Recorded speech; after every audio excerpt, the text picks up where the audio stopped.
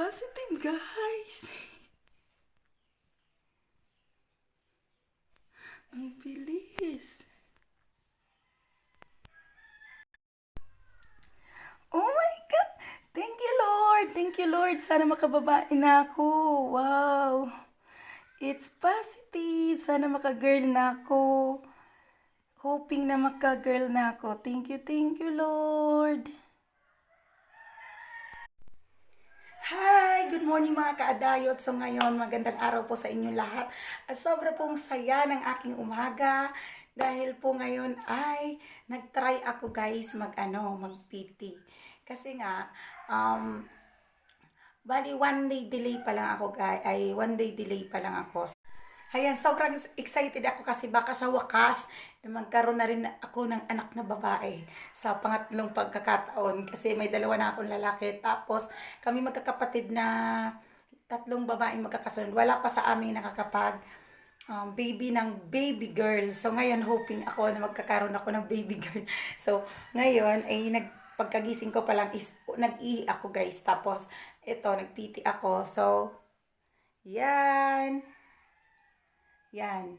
Dalawang linya siya. So, it means positive. So, thank you, Lord. Thank you, Lord. So, sana yung hiling ko kay Lord na pinag-pray ko sa Kanya, sana magkaroon ako ng anak na babaeng magiging best friend ko.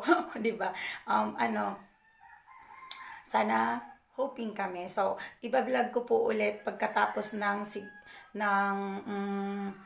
siguro kapag nakapagpa-ultrasound na ako kung baby girl siya talaga. Kasi sinunod namin yung napanood ko rin sa mga na-search ko din sa online kung paano baby girl. So, ayan, sa ngayon lang, maganda na nakapag-PT ako ng maaga kasi so, trinay ko na kasi iba nga yung nararamdaman ko. Iba yung nararamdaman ko sa katawan ko kasi kahapon pa lang is nagdual na ako.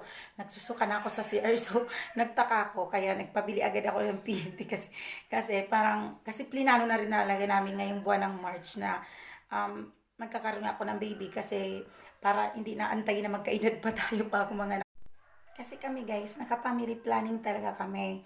Yung panganay ko, kulang-kulang 10 years siya nasundan. So, ang kasunod niya ngayon is yung bunso ko, si Heaven Berel.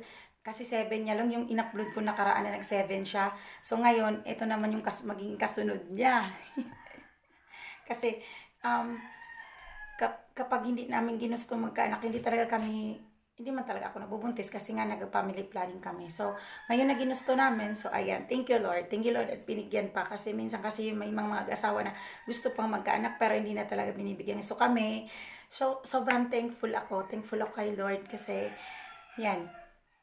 Binigyan niya pa kami ng isa pang regalo. So, hey, hoping kami ng isang bahay. So, yun lang kadahit ang update ko. Happy lang ako gawin lang ako. So, ayan. Hanggang susunod mga kaadayot. Maraming salamat. God bless. Update ko na lang kayo guys.